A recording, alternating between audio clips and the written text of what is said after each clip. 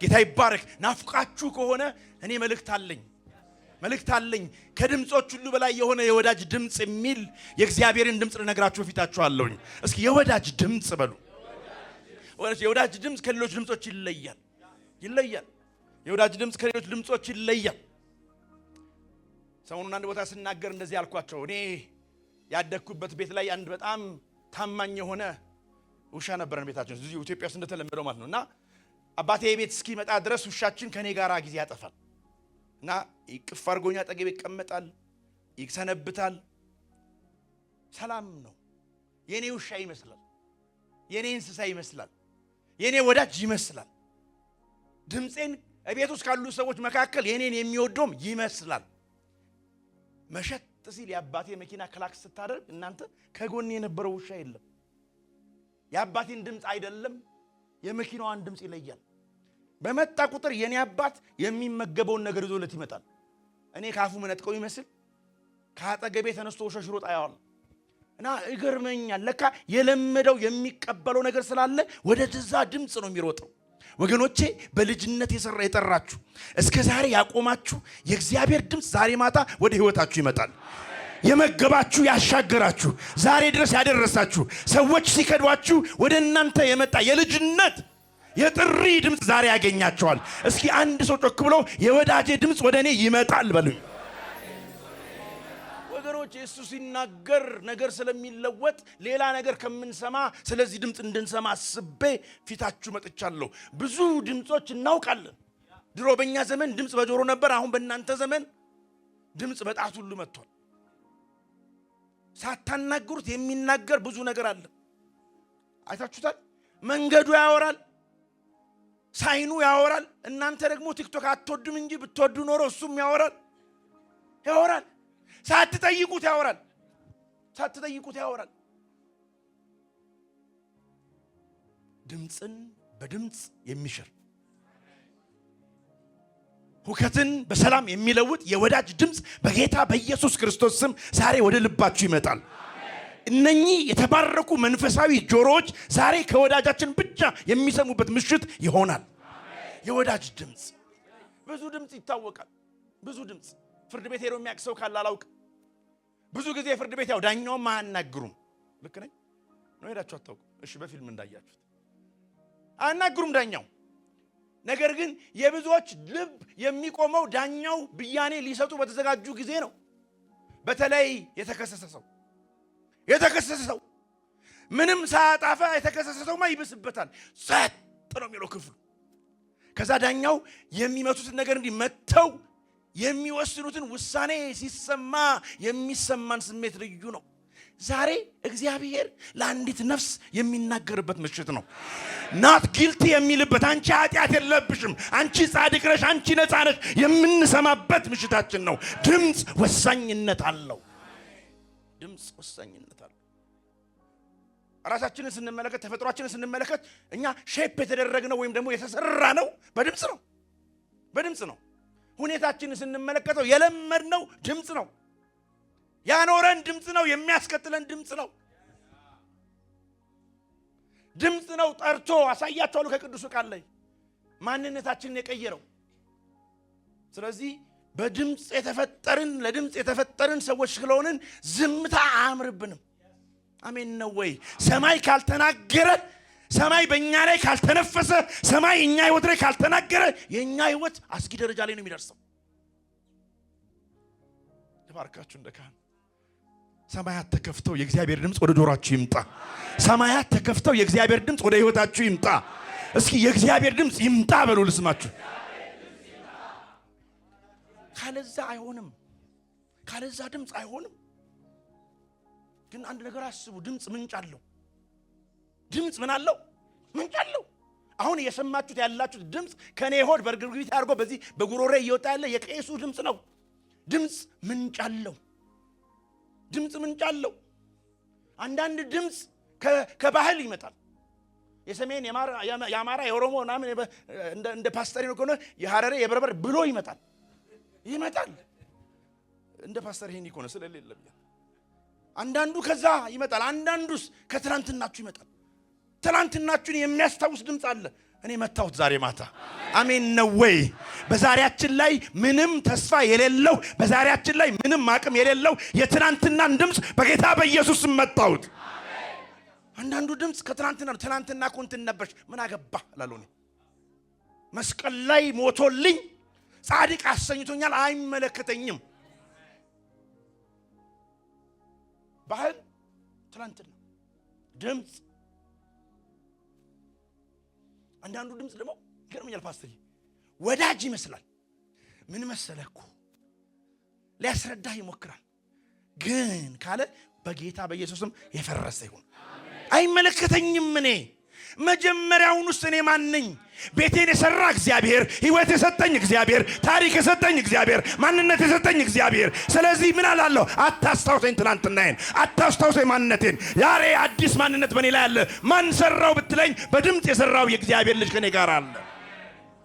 ስለዚህ የድምፅ ምንጩ ሊጣራ ይገባል።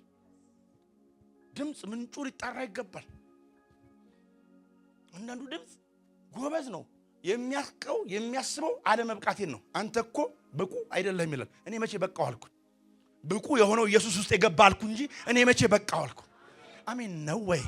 ብቁ ነኝ የምንለው ብቃት ያለው አምላክ ውስጣችን ገብቶብን ነው። አሜን ነው ወይ? ሰው አለ እንደዚህ ጉባኤ ውስጥ እስኪ ብቁ ነኝ በሉ ልስማችሁ።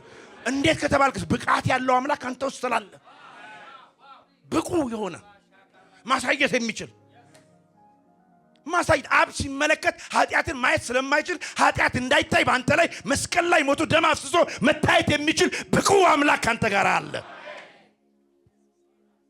ስለዚህ እኔ ራስን ወደ ኋላ ከሚጎትተው ድምፅ ጋር ህብረት የለኝም። አንዳንዱስ ድምፅ ፕሮፋር ይላል ራስን እስኪ አሳይ። ይሄ የመስቀል ላይ የነበረው የሰውየው መንፈስ ነው። የሞተ መስሎኝ ነበር፣ አሁንም አለ። መስሎኝ ነበር አለ። አንተ ኢየሱስ ኮንክ አንተም ውረድ እኛንም አውርደን አይነት ነገር የሚል መንፈስ ነው። ወጋው። አሜን ነው ወይ? በቃ ይሄ አላለም። ራስን ፕሩፍ እኔ ምንም አድርጌ ራሴን ላረጋግጥ አልችልም። እኔ የማውቀው ቸርነት፣ በጎነት፣ ምህረት የሚባሉ የእግዚአብሔር ስጦታዎች እላይ ላይ እንዳሉ ነው። አንዳንድ ድምፅ ራስሽን እስቲ እንደው አሳይ ይልሽ ይሆናል። መልስ አለኝ። ኢየሱስን ይለዋለሁ። አሜን ነው ወይ? አንዳንድ ድምፅስ እግዚአብሔር እኮ ያው ቶለሬት ያደርጋል፣ ይታገሳል፣ ግን ባንተ ደስ አይለውም ይላል። መጀመሪያ እኔ ምን የሚያስደስት ነገር አለኝ? ምን አለኝ? ጌታ ደግ ስለሆነ በልብስ ሸፍኖኝ ነው። ፓስተር ኤዲም ደግ ስለሆነ በረጋ ኃጢአት ሴንስ የሚያደርግ ማሽን ስላልገጠመ ነው። እሱም አልፋትም ነበር። አበዛው ያው ሁላችንም አታልፍም ነበር። ጌታ ቸር ሆኖ አሜን ነው ወይ? እና አትጫወቱ። ጻድቅ ክንፍ ያለው ሰው ገብርኤል አትበሉኝ፣ አትበል። እስኪ የምህረቱ ውጤት ነኝ በሉ ልስማችሁ። ሶስት ሰው ብቻ ጌታ ይባረክ። ሶስታችሁ ብቻ፣ ሌሎቻችሁ በኋላ እናወራ። የምህረቱ ውጤት ነኝ በሉ ልስማችሁ። የመስቀሉ ፍሬ ነኝ በሉ ልስማችሁ። ስለዚህ እግዚአብሔር ቶለሬት አያደርግም ለሚለው ድምፅ መልሳለኝ። የምህረቱ ውጤት ነኝ። እኔ መጀመሪያውንም እኮ ይቅር ተብለሃል ብሎኝ ነው። አሜን ነው ወይ? ስለዚህ የድምፅ ምንጩ ሊጣራ ያስፈልጋል። የመስራት ወገኖች፣ የኔና የእናንተ ድምፅ የሰማይ አምላክ የሆነው የእግዚአብሔር ልጅ የኢየሱስ ክርስቶስ መንገስ ያለበት ይህ ቃል ድምፃችን ነው። አሜን ነው ወይ? ለዚህ ነው መጽሐፍ ቅዱስ ላይ ያዛችሁ ሰዎች ዕብራውያን ጸሐፊ በምዕራፍ 1 ላይ ስለዚህ ድምፅ እንዲህ ብሎ ተናገረ። አገኛችሁ መጽሐፍ ቅዱሳችሁ ውስጥ ዕብራውያን 1 እንደዚህ ይላል። እግዚአብሔር ከጥንት ጀምሮ በተለያየ ጊዜና እናንተ ምን ይላል? በብዙ አይነት ከዛስ በልዩ ልዩ መንገድ የኔ አዲሱ መደበኛ ትርጉም ነው። እሺ በልዩ ልዩ መንገድ በነቢያት በኩል ለአባቶቻችን ተናግሮ ነበር። በምን ተናግሮ ነበር? በተለያየ ጊዜ በልዩ ልዩ መንገድ በነቢያት በኩል ተናግሮ ነበር። በኋላ በደንብ እናየዋለን። እግዚአብሔር ዝም ብሎ አያብቅም ነው ነገሩ። he loves you so much ይወድሃል ይወድሻልና ዝም ብሎ ስለሚወዳችሁ ይናገራል ነው። በደንብ ስሙኛው የእግዚአብሔርን ቃል ቁጥር 2 በዚህ ይላል በመጨረሻው ዘመን ሁሉን ወራሽ ባደረገውና ዓለምን በፈጠረበት በልጁ ለኛ ተናገረን። ወገኖቼ የድምፅ ሁሉ አልቲሜት በሆነው በኢየሱስ ለእናንተ ወሬ ጀመረ እግዚአብሔር። አሜን ነው ወይ? እስኪ በልጁ ተናገረኝ በሉስ።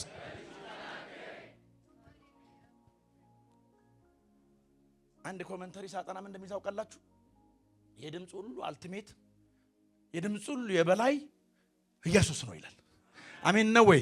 ሌሎች ንግግሮች ጥሩ ናቸው። አዎ ጥሩ ናቸው። ሌሎች ንግግሮች እንዴት ናቸው? መልካም ናቸው፣ ጥሩ ናቸው፣ መልካም ናቸው። ይሄኛው ግን ልዩ ነው እና በቃ ገርሞኛል። እግዚአብሔር ተናጋሪ ነው። ዘፍጥረት 1:3 ስትመለከቱ እግዚአብሔር ባዶ በነበረው መሬት ላይ እግዚአብሔር ብርሃን ይሁን አለ ይልና ከዛ ምን እንደሚታሰሳላችሁ አልሰማውም። ምን ሆነ? ለምን? አብረን እንስበክ። ለምን? ማን ስላለ? የወዳጃችሁ ድምጽ። በደንብ ስሙኝ። የወዳጅ ድምጽ ያልነበረን ወደ ነበረ ያመጣል። ብርሃን የሚባል በምድር ላይ አይታወቅም ነበረ። እግዚአብሔር ሲናገር ጨለማ ማሸነፍ ስለማይችል ብርሃን የሚባል አዲስ ሐሳብ ተፈጠረ። አዲስ ነገር ተከሰተ። ልናገርባችሁ በጌታ በኢየሱስ ክርስቶስ ስም ዛሬ ማታ በእናንተ ሕይወት ላይ እግዚአብሔር ቃል ይናገር። አዲስ ነገር ይውጣ በእናንተ ላይ። እግዚአብሔር ብርሃን ይሁን ካለ ብርሃን ይሆናል። እግዚአብሔር ተናጋሪ ነው። እግዚአብሔር በዘመናት መካከል ተናጋሪ ብቻ ነው። ስለዚህ እኛ እንዲላችኋለሁ በአንድ ድምጽ እንኖራለን፣ በአንድ ድምጽ እንቆማለን፣ በአንድ ድምጽ እንቀጥላለን። ይሄ ድምጽ የእግዚአብሔር ድምጽ ይባላል። ይሄ ድምጽ የወዳጅ ድምጽ ይባላል። ከጎናችሁ ላለው ሰው እንዲህ በሉት፣ የወዳጅ ድምጽ መጥቶልሃል በሉት እስኪ። ስለዚህ it's important ይሄ ተናጋሪ እግዚአብሔርን ትንሽ ላሳያችሁና እንድንጸልይ ይፈልጋሉ። ሁለት እጆቻችን ጆሮዎቻችን አድርገን መንፈሳዊ ጆሮዎቻችን እንዲከፈቱ እንጸልያለን። ትንሽ ደቂቃ ውስጥ ነው የምናገረው። በጣም የሰዓት ነው። በጣም የታገለን በጣም የተጨነቅነው ድምጽ የሚሳርከን ነው። የሰማይ ድምጽን የሚሳርከን ነው። ወገኖቼ እንደነገርኳችሁ እግዚአብሔር ሲናገር በዘመናት መካከል ያልነበሩ ነገሮች ወደ ነበሩ ሲመጡ አይተናል። መጽሐፍ ቅዱሳችሁ በደንብ ካጠናችሁ እግዚአብሔር ኦልሬዲ ስለእናንተና ስለኔ ተናግሮ ጨርሷል። አሜን ነው ወይ? አሁን እኛን መስማት አቅቶን ነው። መስማት መጽሐፍ ቅዱስ ብቻ ብታነቡ አትጨርሱትም። እግዚአብሔር ስለእናንተ ያለውን ሐሳብ አንብባችሁ አትጨርሱትም። እግዚአብሔር ተናግሮ ጨርሷል። የሚገርመኝ የእግዚአብሔር ንግግር በሰው ልጆች ህይወት ታሪክ ውስጥ ገብቷል። ወይም ደግሞ ሂስትሪ ምለው ነው። ይሄ የፍጥረት ዓለም ታሪክ ውስጥ ገብቷል። አሁን ማሰብ ያለብን እግዚአብሔር ተናገረ፣ ፍጥረት ሲጀምር ያ ንግግር ታሪክ ውስጥ ገባ። ያ የታሪክ ውስጥ የገባው ንግግር ስም አገኘ። አሜን ነው ወይ? ስም አገኘ። የዕብራውያን ጸሐፊ ስም እንዳለው አስታወሰ። ደስ ይበላችሁ። ቅድም እንደዘመርንለት ከጆስዬ ጋር ያ ስም ኢየሱስ ይባላል። ያ ድምጽ ኢየሱስ ይባላል። በታሪክ ውስጥ እግዚአብሔር ተናግሮበት በዘፍጥረት የተነገረው የእግዚአብሔር ሐሳብ ያለበት ፍጥረት ሁሉ የተፈጠረበት ያንተ ዴስቲኒ የተያዘበት የእግዚአብሔር ንግግር የገባበት ታሪክ ያ ድምጽ ኢየሱስ ይባላል። ጉባኤ ውስጥ ሕያው የሆነ ሰው ካለ ጮክ ብሎ ኢየሱስ ይላል። አልሰማችሁም? ኢየሱስ ይላል። ወገኖቼ ይሄ ድምጽ ብቻውን በቂ ነው። አሜን ነው ወይ? ይሄ ድምጽ ካባ አይፈልግም። ይፈነቅላል፣ የሞተ ያስነሳል፣ የተራበ ያበላል። ወገኖቼ ህይወት ይሰጣል፣ ዘላለም ይሰጣል። እስኪ ጮክ በልና እጅን ከፍ አድርገህ ኢየሱስ በለኝ። ኢየሱስ። ይሄ ድምጽ በጣም ኢምፖርታንት ነው። አልሰማችሁኝም መሰለኝ። ሰፈር ውስጥ የሚመታ ነገር አለ፣ ጉባኤ ውስጥ የሚፈርስ ነገር አለ። እኔ እንዲህ ነው ሴንስ ማድረገው በመንፈሴ። ጮክ በልና ኢየሱስ በለኝ። አሁንም ተናገር፣ ኢየሱስ በለኝ።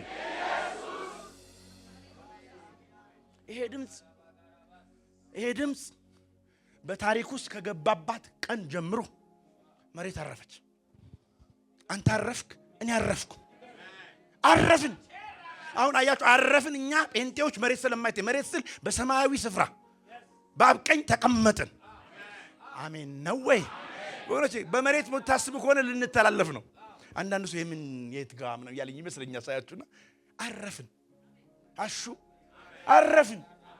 የምንም ነገር ሳናሳይ ይሄ ድምጽ ወደ መሬት ከመጣባት ቀን ጀምሮ እንዴት ነው ታውቃላችሁ? ሰው ይሄን ድምጽ ያገኘ ቀን የሚናገረውን አያውቅም። ላሳያችሁ ከእግዚአብሔር ቃል። ሰውየው ቤተ መቅደስ ውስጥ እያገለገለ ኢየሱስ በሕፃንነቱ መጣና የሚናገረውን አያውቅም። ባሪያህን አሰናብተዋል። ይሄ ድምጽ በሕይወትህ ከመጣ መኖር እራሱ አያምርም። መሄድ ነው የሚያምርህ። መሄድ ለምን ከሱ ጋር መሰንበት መልካም ስለሆነ ከሱ ጋር መቆየት መልካም ስለሆነ ገና ሕፃን ሳለ ቤተ መቅደስ ሲመጣ ይሄ ድምጽ ሲመጣ ወደ ህይወት የሚያሰኝ ከሱ ጋር አብሮ ጊዜ ማጥፋት ይናፍቃል። አንድ ወቅት ላይ ይሄ ድምጽ መንገድ ላይ ወክ እያደረገ አንድ በመስረቅ የታወቀ በማጭበርበር የታወቀ አጠር ያለ ሰው ነበርና ይሄንን ድምጽ ለማግኘት ፈልጎ ዛፍ ላይ ወጣ። ደግው ድምጽ ቤቱ መጣና ምንም አላለም። መገኘቱ ያናግራል። የሰበሰብኩትን እሰጣለሁ ትዝ ይላችኋል መጽሐፍ ቅዱስ ውስጥ። በምንም ታምር ይሄ ሰውዬ የመስጠት ጸጋ የለውም። በምንም ታምር ይሄ ሰውዬ የማካፈል ልብ የለውም። ልብ የሚቀይር ድምጽ ነው። ልብ የሚያስተካክል ድምጽ ነው። ማንነትን አውጥቶ ጥሎ የሱን ማንነት ውስጥ የሚከትል ያ ድምጽ በኢየሱስ ስም ዛሬ ህይወትህን ያገኘው። ይሄ ድምጽ ማንነት ይቀይራል። ክብር ያስጠላል። ይሄ ድምጽ ሃምብል ያደርጋል። ይሄ ድምጽ ትሁት ያደርጋል። ይሄ ድምጽ የሰረከውን እንድትመልስ ያደርጋል። ይሄ ድምጽ እሱን እንድትሸት ያደርጋል። ማዛን ይቀይረዋል። ይሄ ድምጽ በህይወት ዘመን እኔ ያልከውን እኔ ሙሉ ነህ እኔ እንዲላርግ ብለህ የዛትክበትን ቀን ቀይሮ ደግ መልካም ቸር ፍቅር የሚያውቅ መልካም ሰው አድርጎ ይሰራል። ለባርካችሁ በኢየሱስ ስም ይሄ ድምጽ ወደ ህይወታችሁ ይምጣ። በጌታ በኢየሱስ ስም ይሄ ድምጽ ዛሬ ይገናኛችሁ። የሚቀይር የእግዚአብሔር ድምጽ በኢየሱስ ስም ዛሬ ወደ ህይወታችሁ ይምጣ። ይሄ ድምጽ ወሳኝ ነው። ይሄ ድምጽ ይንቀሳቀሳል። ይሄ ድምጽ አይቆምም። በዘመናት መካከል ብዙ አይነት ድምጾች አይቻለሁ።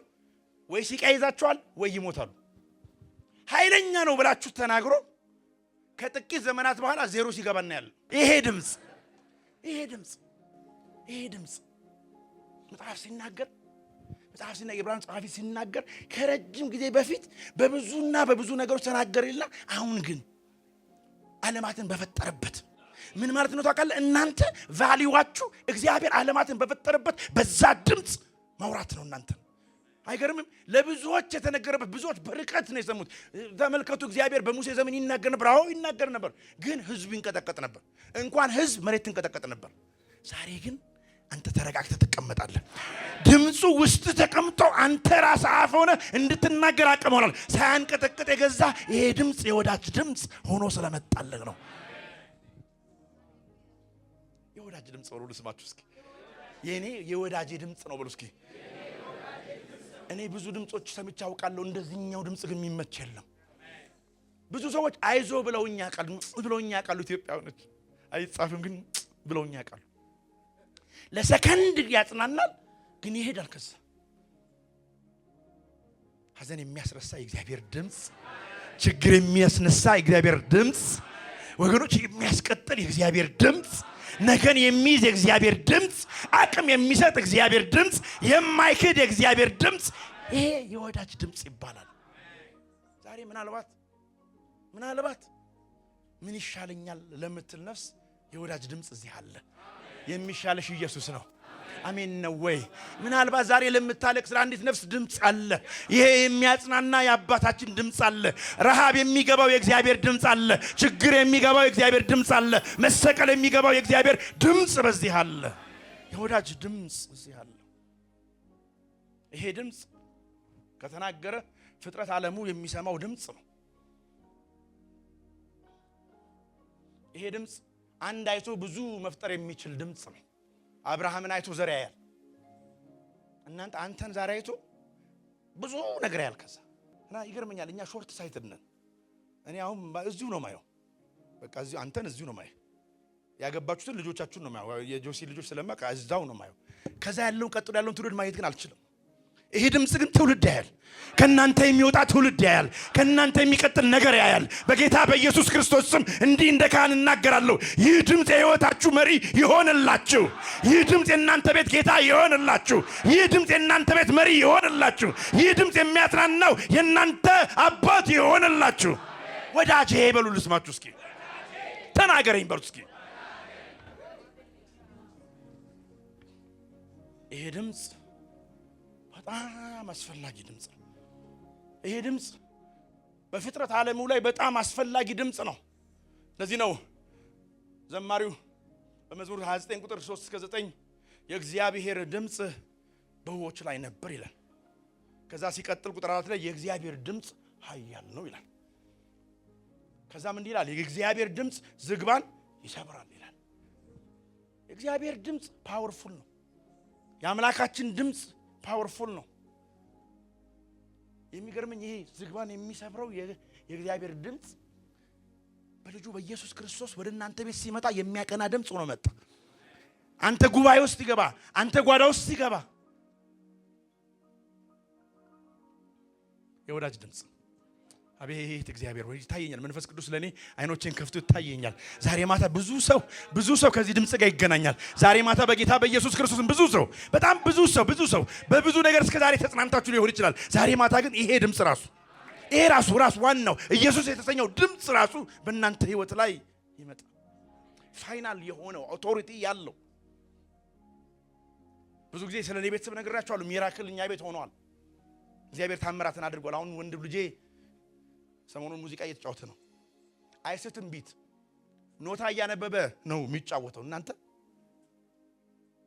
አይናገርም። በቃ ሚዩት ነው።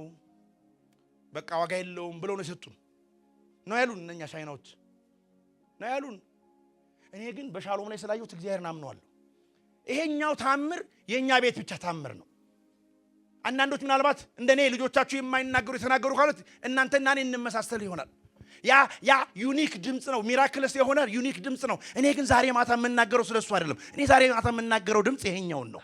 የጋራ የሆነ ድምጽ፣ ሁሉ ቤት የሚገባ ድምጽ፣ ለማናችንም መፍትሄ የሚሰጥ ይሄ ድምጽ፣ ዓለማትን ሁሉ የተናገረበት እግዚአብሔር ሰማያትን የፈጠረበት ይሄኛው ድምጽ። እስኪ መጽሐፉ ድምጼ ነው በሉ ልስማችሁ። ይሄ የእናንተ ድምጽ ነው። እግዚአብሔር እናንተን የሚናገረው በዚህ ብቻ ነው።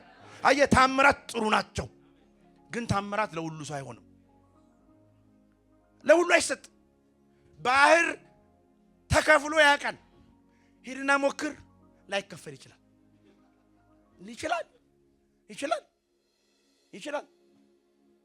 እኛው ቤት ልንገራችሁ። ሻሎምን እግዚአብሔር ሲያናግር 5ኛ ዓመቷ ላይ አባብዬ የመጀመሪያ ንግግር ሲጀምር ወንዱ ልጅ ሲጀምር 10 ምናምን ተሆኑታል። ገና እየሞከረ ነው አሁንም እኮ። ስለዚህ በ5 እና በ10 ዓመት መካከል ዝምታ ነበር። እግዚአብሔር አይናገርም ነው? ይናገራል። ስፔሲፊክ የሆኑ ሚራክሎች ይኖራሉ። ይሄ ግን የሁሉ ነው። ይሄ አንተ ነው እህቴ። እግዚአብሔር ላንተ ህይወት ያለው እቅድ፣ ንግግሩ፣ ሐሳቡ ይሄው ወንድሜ እጅ ላይ ያስከው የእግዚአብሔር ቃል፣ ዓለማትን እግዚአብሔር የፈጠረበት ይሄ ቅዱስ ቃል የእግዚአብሔር ድምጽ ነው። እስኪ ይሄ መጽሐፍ ድምጼ ነው በሉ ልስማችሁ። በጌታ በኢየሱስም ሌላ ድምጾች ዝም ይበሉ። አልሰማችሁኝ? ሌላ መጽሐፍቶች ስለናንተ ያልተጻፉ ራሳቸው የተደረሱ ድርሳን የሚባሉ ሌሎች መጽሐፍቶች በኢየሱስም ዝም ይበሉ። ሰው የደረሰው፣ እናንተ የደረሳችሁት፣ ታሪክ የደረሰው፣ ሰፈር የደረሰው፣ አለቃ የደረሰው፣ አባት የደረሰው፣ መንደር የደረሰው መጽሐፍ በኢየሱስ ስም ዛሬ ማታ ጸጥ ይበል። ይሄ መጽሐፍ በእናንተ ህይወት ላይ ይንገስ። እግዚአብሔር የሚናገር አምላክ ነው። ደግሞ የሚናገረው አምላክ ማን ነው ታውቃላችሁ? ቁጥር 3 ላይ ስትመለከቱ እርሱ የእግዚአብሔር የክብር ነጸብራቅ የባህሪው ትክክለኛ ምሳሌ ነው የሚል። ተናጋሪው ድምጽ ራሱ እግዚአብሔር የሆነ የአብ ምሳሌ የሆነ ድንቅ ድምጽ ነው። ስለዚህ እግዚአብሔር ስላንተ ምን እንደሚያስብ ማወቅ ትፈልጋለህ? ይፈልጋል።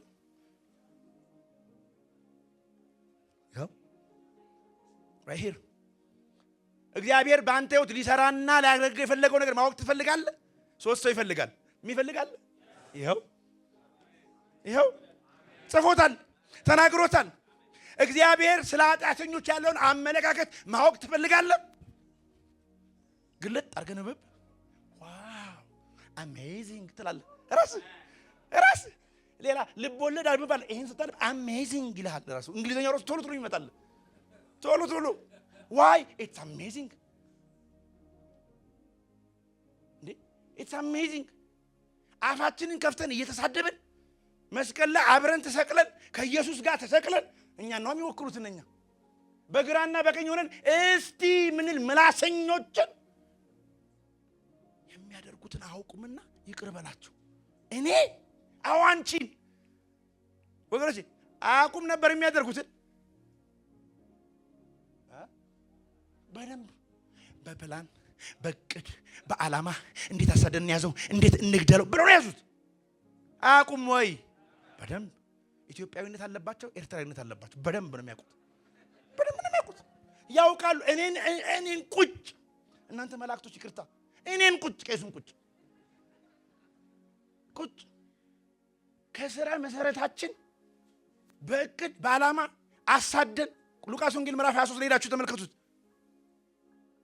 ወሰዱት፣ ነዱት ነው የሚለው። ሆሳዕና ባርያም ብለው ልብስ አንጥፈው ሳይጨርሱ በረባን ይፈታልን አሉ። እናንተ፣ እኔ፣ አንተ፣ እርሶ ሁላችሁ አንድ ላይ ተባብረን ይፈታ ማን? በረባን። ለምን? አይ ዶንት ኖ። ለምን? ኮንፊውዝድ የሚያደርግ መንፈስ ስለገባብን የምንሰማው ድምፅ የተለየ ስለሆነ ዛሬ ማታ በኢየሱስ ክርስቶስ ስም በጌታ በኢየሱስ ክርስቶስ ስም ድምፅ የምንለይበት ምሽት ይሁንልን። አምላካችን ሲናገር ከጎናችን ሲገኝ ውስጣችን ሲገኝ ድምፁን ሚስ እንዳናደርግ መንፈስ ቅዱስ ልባችንን ያትመው። አንተ ሰው ድምፅ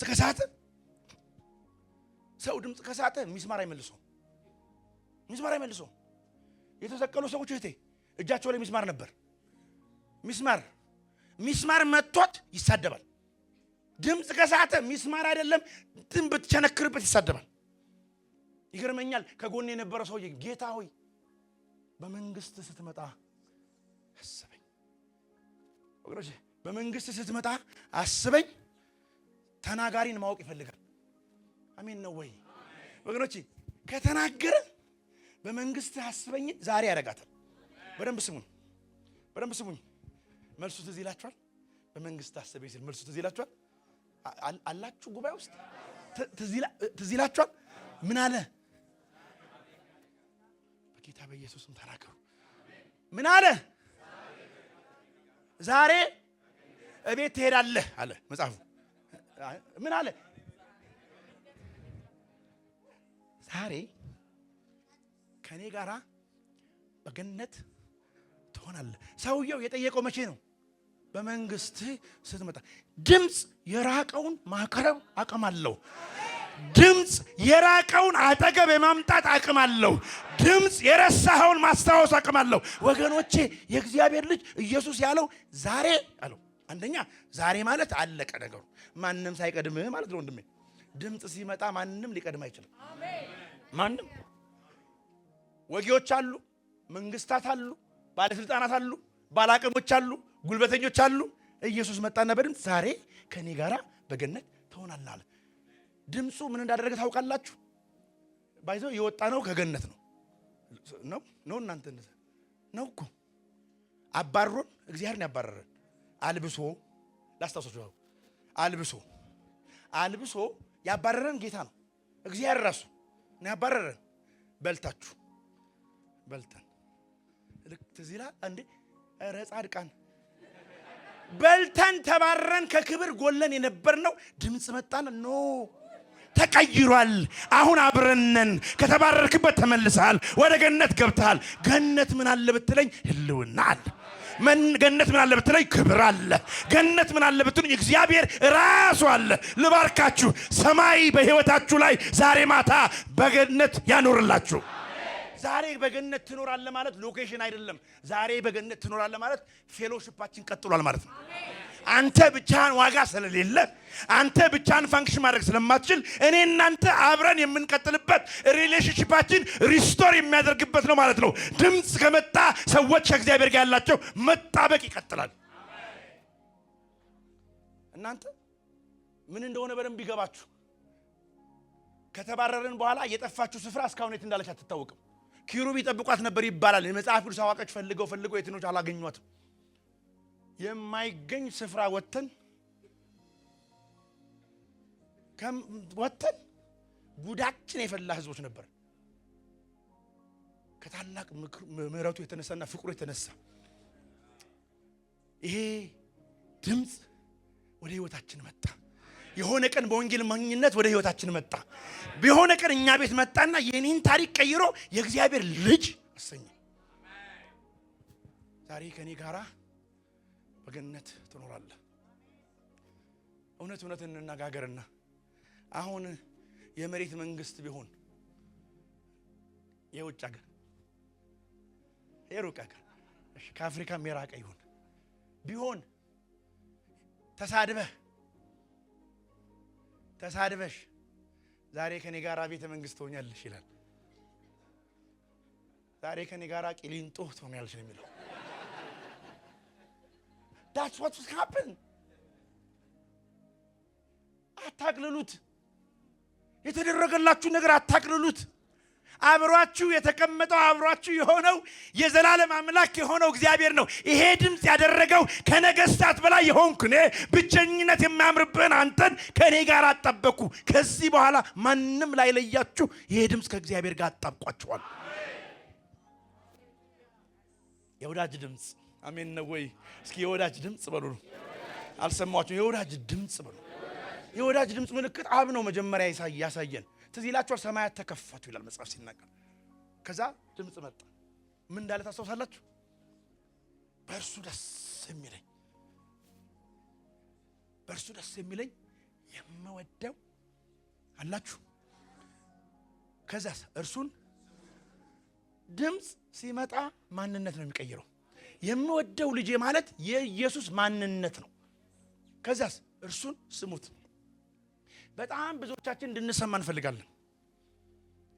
ድምጽ ማንነት ይቀይራል። ድምጽ ተሰሚነት ይሰጣል። ጆሮ ላጣችሁ የምስራች አለኝ። የወዳጅ ድምጽ ዛሬ በዚህ አለ። ልትሰሙ ሲገባችሁ ለማትሰሙ ዛሬ ማታ የምስራች አለኝ። የእግዚአብሔር ድምጽ ወደ ህይወታችሁ ይመጣል። እርሱን ስሙት። ለደግም ይስሙት፣ ለበጎም ይስሙት፣ ሰሙት። ለመስቀልም ይስሙት፣ ለማልቀስም ይስሙት፣ ሰሙት። ይሄው አንተም ተሰማዋለህ፣ እኔም ሰማዋለሁ፣ ፍጥረት ይሰማዋል። በሚመጣው ዓለምም ሲሰማ የሚኖር ድምጽ ነው። ትንሽ ነገር ልናገርና ጨርሳለሁ። እንጸልያለን። መንፈስ በዚህ አለ። አሜን ነው ወይ? የተወደደ አለው። ሰማያትን የፈጠረበትን ቃሉን አየውና የተወደደ አለው። የሚገርመኝ የተወደደ የተባለው ኢየሱስ ሰርቶ አይደለም፣ ገና ሳይጀምር ነው አገልግሎት። ፍቅር ከሥራ ይበልጣል።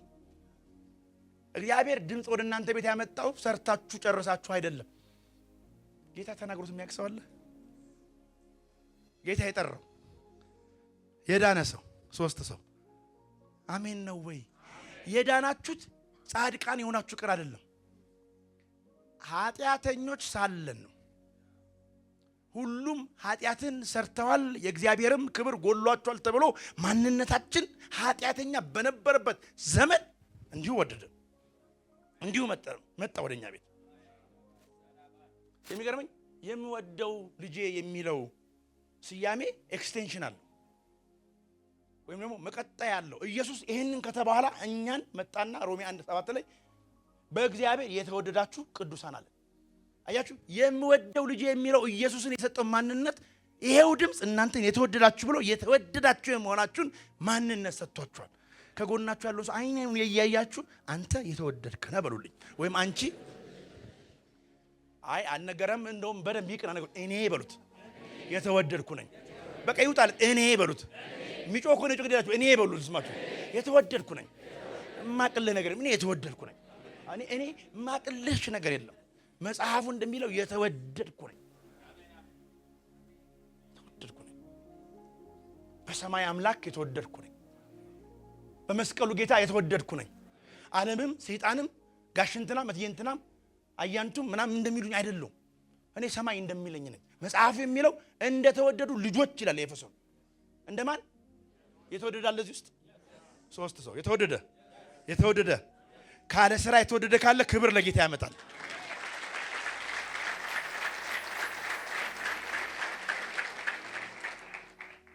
ይሄ የተወደደ ድምጽ እረኛ ነው። ይሄ የተወደደ ድምጽ እረኛ ነው። ይሄ የተወደደ ድምጽ ማን ሊሰማው እንደሚገባ ያውቃል። መጽሐፍ ሲናገር በጎቼ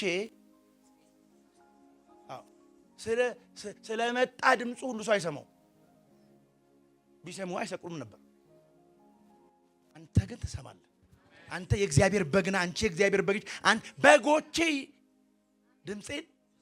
ስለዚህ ጆሮአችንን አሁን እንድናስተካክል ፈልጋለሁ። ልንጸልይ ነው ማሰቡ ነው። ትንሽ መስማት የእረኛዬን ድምጽ መስማት ፈልጋለሁ። አሜን ነው ወይ? በጣም ብዙ ሰው ኮንሰልታንት ይሰማል፣ አማካሪ። እኔ አሁን ኢትዮጵያ አይደለም ያለው ወጥቻለሁና እዛ ማገለግለው ነጮችን ነው። ከዛ በኋላ ሰኞ የፓስተሮች ዴይ ኦፍ ነው፣ የቄሶች ዴይ ኦፍ ነው። እኛ እናርፍ እንደምን አቆሰተራችሁ እና 7 ቀን እንስራ እንደኛ ጌታ ነን። እና ሰኞና አርብ ነው የኔ ዴይ ኦፍ የሰጡኝ፣ ለቄሱ ብለው የሰጡኝ። በሁለቱ ማማከራቸው ሰዎች አሉ፣ ይከፍሉኛል በነፃ አይደል። እና የማማከራቸው ሰዎች ይገርመኛል፣ በትምህርት ይበልጡኛል። የአንድ ትልቅ የታወቀ ዩኒቨርሲቲና ሆስፒታል ቻንስለር ምናምን ናቸውና ቢሮ ገብቼ እኔ ስናገር ቤቱ ጸጥ ይላል። እና አንዳንድ ጊዜ ጸጥ ሲል ቤቱ ይደነቃሉ። እኔ ከምናገረው ለሚቀጥለው ዓመት የሚሰሩትን የበጀት አስተካክሎ ወይም ደግሞ ስርዓት ያስተካክላሉ። ሰው ሰምቶ አንድ የሆነ ቄስ የሆነች ትንሽ ዲግሪ ያለችው ብሎ ሰምቶ ነገውን ያስተካክላል። አረ ወገኖቼ የወዳጅ ድምጽ እዚህ አለ። ነገሽን የሚያስተካክል እግዚአብሔር ድምጽ እዚህ አለ። ህይወት የሚያስተካክል እግዚአብሔር ድምጽ እዚህ አለ። ባንተ ህይወት ላይ ነገር መለወጥ የሚችል የእግዚአብሔር ድምጽ እዚህ አለ። አማኝ ካለ እጁን ከፍ ያርግና ከኔ ጋር እንጸልያለን።